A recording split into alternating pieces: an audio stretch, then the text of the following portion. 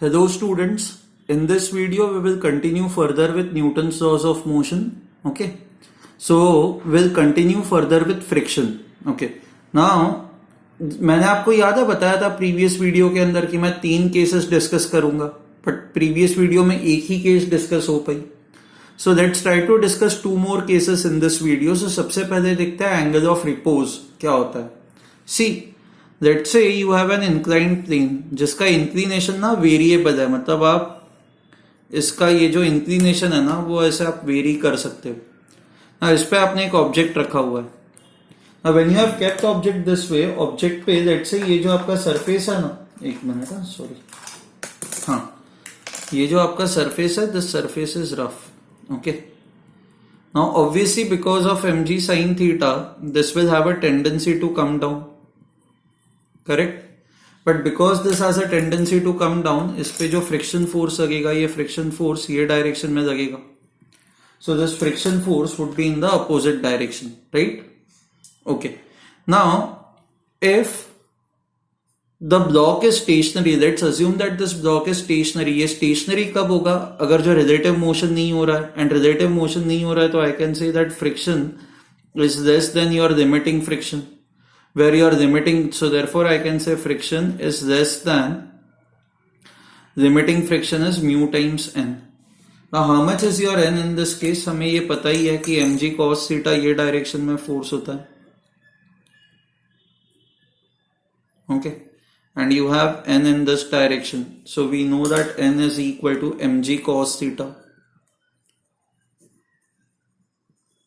Okay, so your limiting friction is equal to mu times n, which is equal to mu times mg cos theta.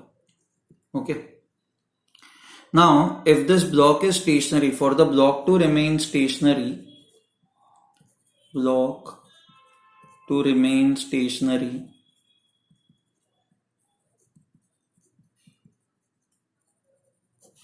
I can say ये जो friction है it should be less than or equal to your limiting friction.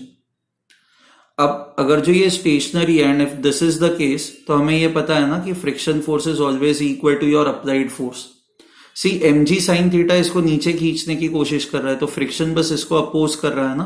तो इस particular case में I can say because this is stationary your friction is equal to mg sin theta.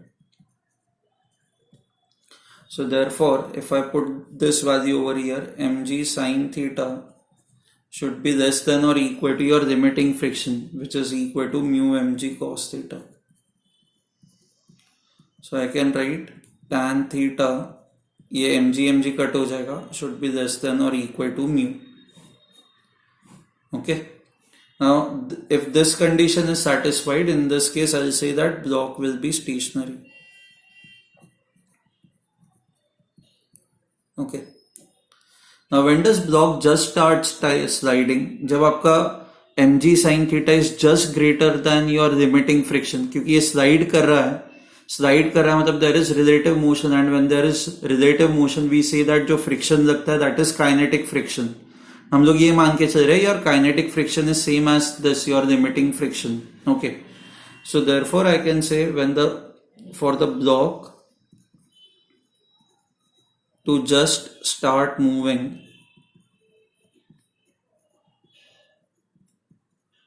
इसको हम लोग कहते हैं critical case.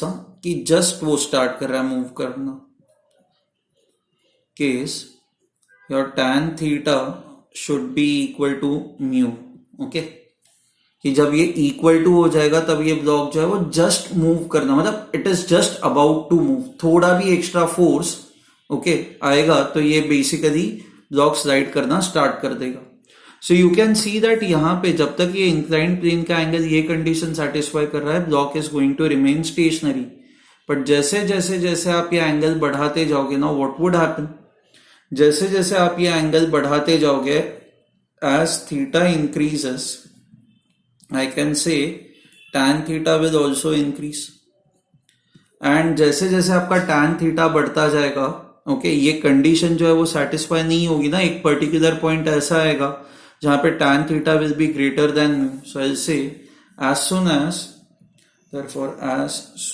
as tan theta becomes greater than mu as a block slides.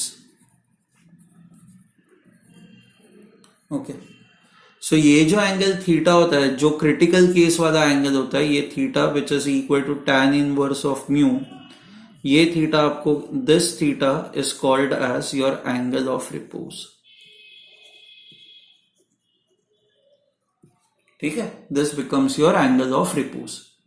So I hope you have understood this. So angle of repose is basically the angle of incline at which the block just starts sliding. Okay. उसके बाद now we will look at something called as angle of friction.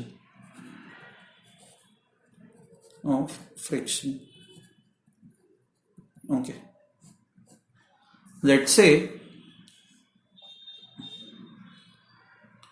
you have a block. Okay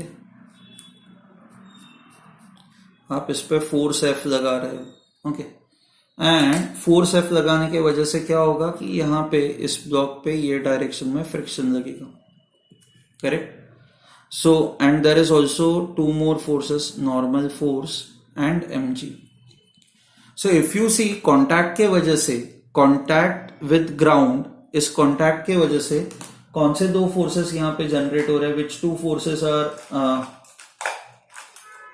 sorry, contact के वजह से कौन से दो forces आ रहे हैं. If I just remove all other forces, तो एक कॉन्टैक्ट के वजह से एक आपका ये नॉर्मल फोर्स आ रहा है एंड एक ये कॉन्टैक्ट के वजह से आपका फ्रिक्शन फोर्स आ रहा है.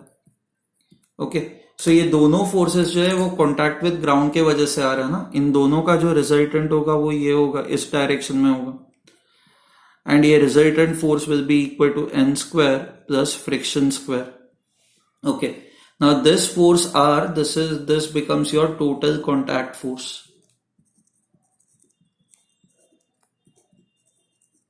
And ये जो total contact force है, ये जो normal force के साथ angle बनाता है, this angle theta, this is called as angle of friction. ठीक है. So angle of friction is different from angle of repose. Okay. Now, I hope you have understood this. Okay, so if I have to just complete this triangle, थोड़ा और इसमें हम लोग ये इसको analyze करते हैं. If I complete this triangle, so in this case I can write cos theta is equal to your adjacent side n divided by hypotenuse, that is n square plus f square. ठीक है. So I can write theta is equal to cos inverse n divided by n square plus f square. Now we will consider a special case जहां पे जो आपका friction लग रहा है, that is your limiting friction. Okay. So if special case, मान लो कि जब ऑब्जेक्ट जस्ट स्लाइड करने वाला हो या ऑब्जेक्ट जब स्लाइड कर रहा हो तो उस टाइम पे जो आपका फ्रिक्शन लगता है, that is your limiting friction. So I will consider the special case if the friction is equal to limiting friction which is equal to mu times n, then ये आपका थीटा कितना हो जाएगा, theta will be equal to cos inverse n divided by n square plus f square. F square can be written as mu square n square. आप n common निकालो तो n वैसे ही कट हो जाएगा. सो ये जो आपका एंगल थीटा आएगा, this will be equal to cos inverse 1 upon 1 plus mu square.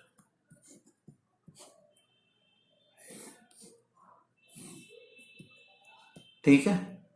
I hope this is clear to you. So there is a difference between angle of repose and angle of friction. Okay, so don't get confused between the two. Okay, we'll go on to the next case now. Next case जो है ना वो कुछ ऐसा case है. एक minute. ये surface है, इस सरफेस पे हम लोगों ने एक ब्लॉक रखा हुआ है एंड आपको ना इस ब्लॉक को मूव करना है. You have to move it in any direction. Okay, so how will you apply the force. ये ऑब्वियसली रफ सरफेस है. So how will you apply the force so that the force required is minimum, okay, to move this block. So इस पे forces जो लग रहा है that is mg. Then you have normal reaction n. Okay, मान लो हमें block को ये डायरेक्शन में मूव करना है, तो एक तरीका तो वो दिखता है ना यार, सीधा F फोर्स यहां पे लगा दो. F फोर्स यहां पे लगा दोगे तो ये अपोजिट डायरेक्शन में आपका ये फ्रिक्शन फोर्स लगेगा. ओके, एंड इसको मूव करने के लिए आपका F जो है, F has to be greater than और equal to your limiting friction, तब जाके ये ब्लॉक मूव करेगा. For moving the block,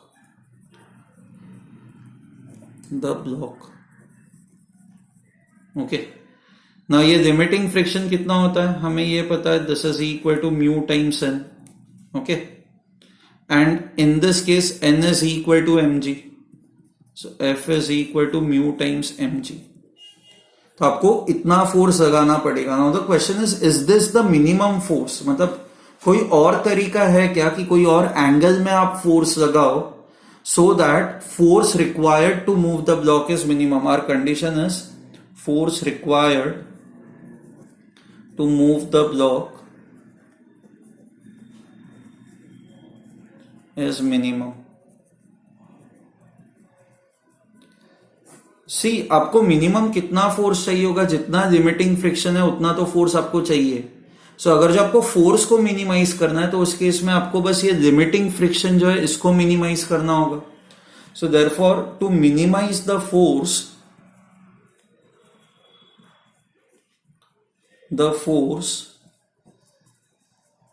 okay, limiting friction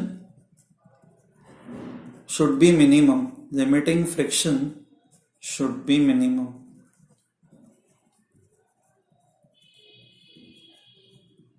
okay, आपको अगर जो फोर्स को मिनिमाइज करना है तो आपका जो लिमिटिंग फ्रिक्शन है उस लिमिटिंग फ्रिक्शन को भी आपको कम करना होगा, क्योंकि अपने आप से फ्रिक्शन की वैल्यू अगर जो कम हो जाती है, मैक्सिमम फ्रिक्शन की वैल्यू अगर जो कम हो जाती है तो आपको कम फोर्स लगेगा इसको पुश करने के लिए.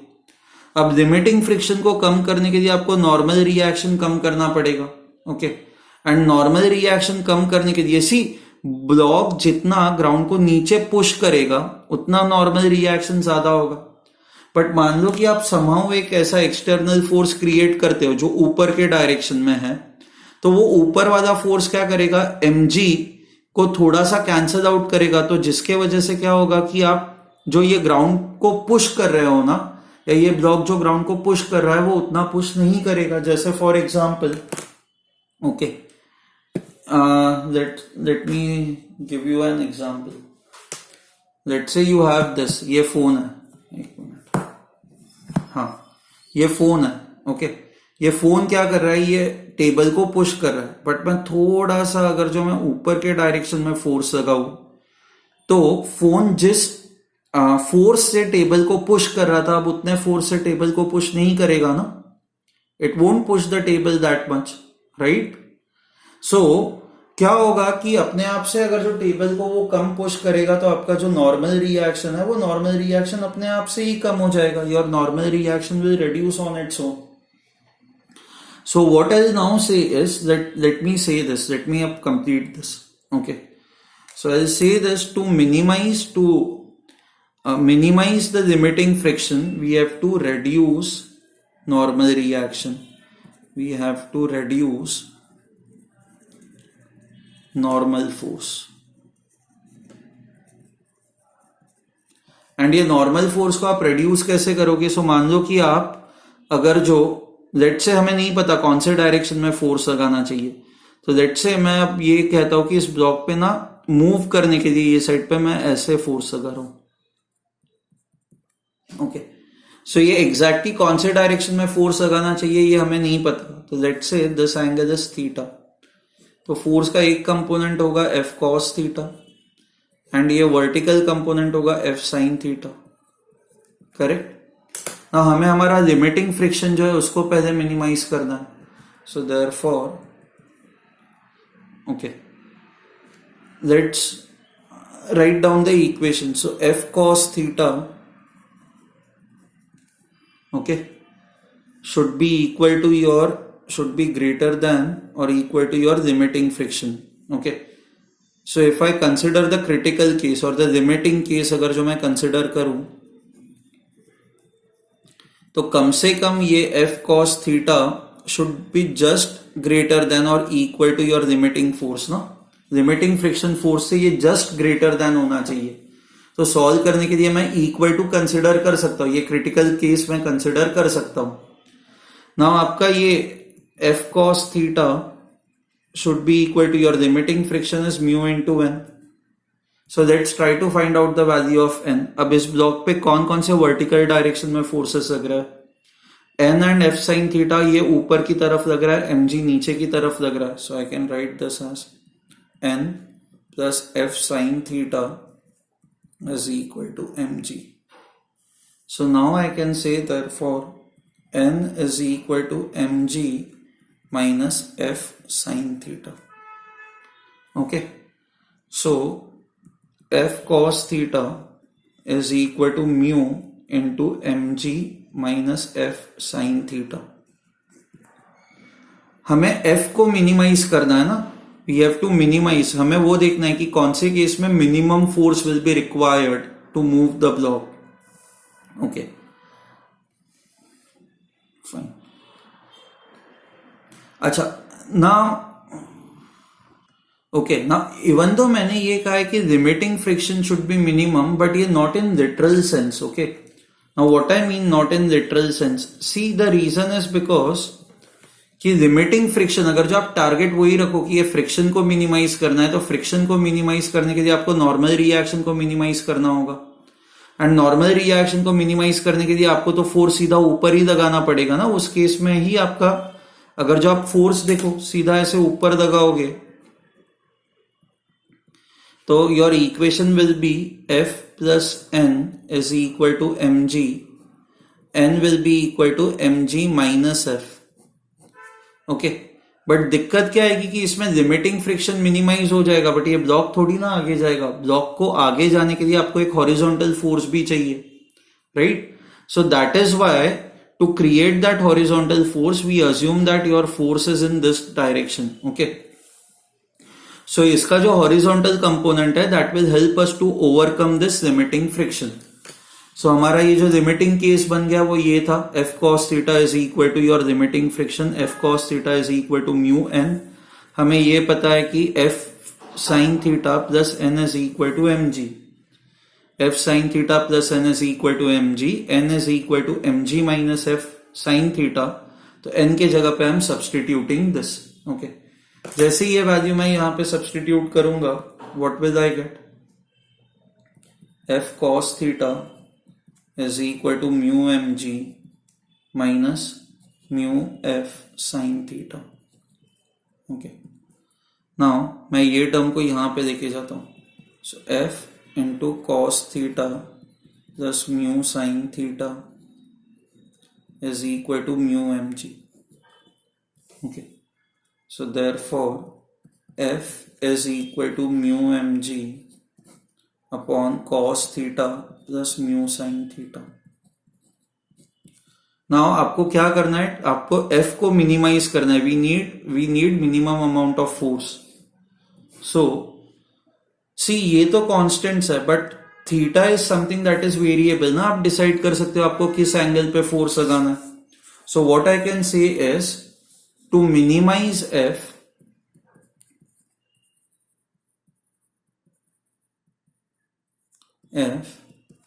I can say my denominator cos theta plus mu sin theta should be maximum. This should be maximum. Okay. So इसको मैक्सिमाइज करना है, so let's call this as y is equal to cos theta plus mu sine theta. इसको maximize करना तो I take derivative with respect to theta, so dy by d theta is equal to cos theta का derivative is minus sine theta plus mu cos theta. Now we have to equate this derivative to zero. Okay, so ये हो जाएगा minus sine theta plus mu cos theta is equal to 0, so you will get tan theta is equal to mu. So in this case, therefore your theta is equal to tan inverse mu. Now आप check करने के लिए आप ये ले सकते हो, आप इसका डबल डेरिवेटिव ले सकते हो एंड डबल डेरिवेटिव लेने के बाद इसका मतलब you can take one more derivative and you can check double derivative, you are getting it as less than 0. आप अगर जो tan थीटा की वैल्यू म्यू पुट करोगे उसके अंदर, तो you will get d double derivative as negative, which will prove that हाँ at this value of theta this function is maximum. जो हमें चाहिए, इसकी मैक्सिमम वैल्यू चाहिए, right. So theta should be equal to tan inverse mu या tan theta should be equal to mu. So basically इस angle पे हमें force लगाना होगा सच दैट मिनिमम फोर्स लगाई, हमें मिनिमम फोर्स लगे, okay, to move an object. So next time onwards अगर जो आपको किसी ऑब्जेक्ट को पुश करना है, तो प्लीज रिमेंबर ऐसे सीधा सीधा बैठ के पुश मत करना, उसको दूसरे साइड पे जाना एंड अपनी तरफ एक एंगल पे पुल करना. तो इन दैट केस आपको कम एफर्ट्स लगेंगे, you will need less amount of force. Okay, is this fine? अगर जो आपको ये एफ मिनिमम की वैल्यू फाइंड आउट करनी है तो वो कैसे करोगे? So if this angle is theta, so tan theta is mu, so that is mu by 1, तो ये हो जाएगा 1 प्लस म्यू स्क्वायर. तो आपका ये जो फोर्स होगा, ये फोर्स कितना हो जाएगा? It is mu M G divided by cos theta. Cos theta is 1 divided by mu square plus 1 plus mu sine theta. Mu into sin theta. Sin theta is mu divided by mu square plus 1. So this becomes equal to mu mg divided by mu square plus 1 upon square root of mu square plus 1. तो ये बन जाएगा mu square plus 1. So minimum force required in this case will be equal to mu mg divided by mu square plus 1.